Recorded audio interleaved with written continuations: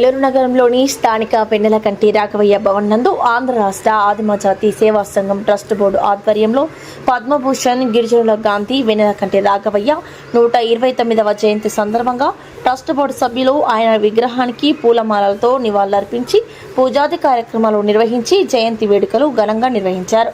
ఈ సందర్భంగా పొట్లూరు లక్ష్మీ ప్రసాద్ మాట్లాడుతూ నేడు సమాజంలో గిరిజనులకు గౌరవం దక్కే విధంగా ఆనాడు గిరిజనుల కోసం పోరాడిన మహానుభావుడు వెన్నెలకంటి రాఘవయ్య ఆశయాలను కొనసాగిస్తామని పేర్కొన్నారు.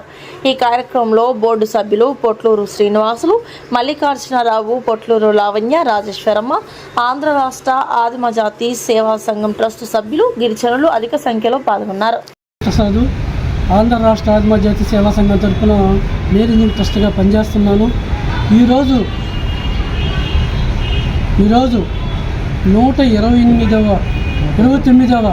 జయంతి సందర్భంగా గిరిజనుల ఆశాజ్యోతి పద్మభూషణ్ శ్రీ వెన్నెలకంటి రాఘవయ్య గారికి శుభాకాంక్షలు మరి ఘన నివాళులు.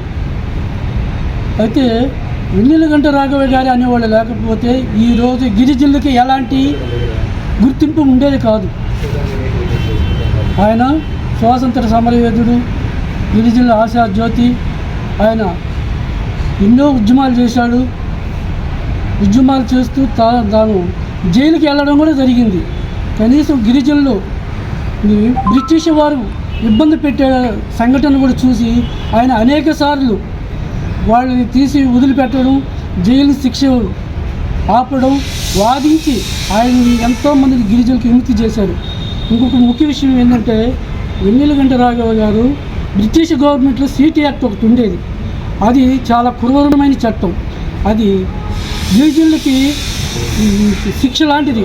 కానీ ఆయన 1952లో ఆ సిటీ యాక్ట్ను రద్దు చేసే దాంట్లో అనేక ఇబ్బందులు పడ్డాడు.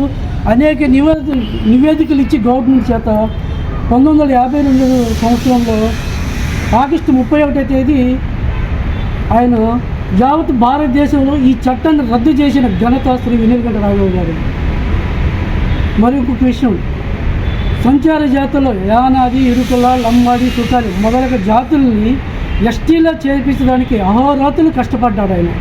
కానీ 1956లో పార్లమెంటులో బిల్లు పెట్టించి యానాదులు గుర్తింపు చేసిన ఘనత శ్రీ వెన్నెలకంటి రాఘవయ్య గారికి. ఆయన్ని స్మరించుకోవడం ప్రతి వేనాదులు గుర్తుపెట్టుకోవాల్సిన ఎంతైనా ఉంది. ఆయన అనేవాళ్ళు ఉండబట్టే ఈరోజు అనేక గిరిజనుల మీద నివేదికలు ఇవ్వడం జరిగింది. ఈరోజు కూడా ఆ నివేదికలు గవర్నమెంట్, సెంట్రల్ గవర్నమెంట్ కావచ్చు, స్టేట్ గవర్నమెంట్ కావచ్చు, కొన్ని అమలు చేయడం అంటే ఆయన ఇచ్చిన నివేదికల వల్ల కొంతవరకు జరుగుతున్నది ఇక్కడ చెప్పుకోవాల్సిన విషయం. Thank you.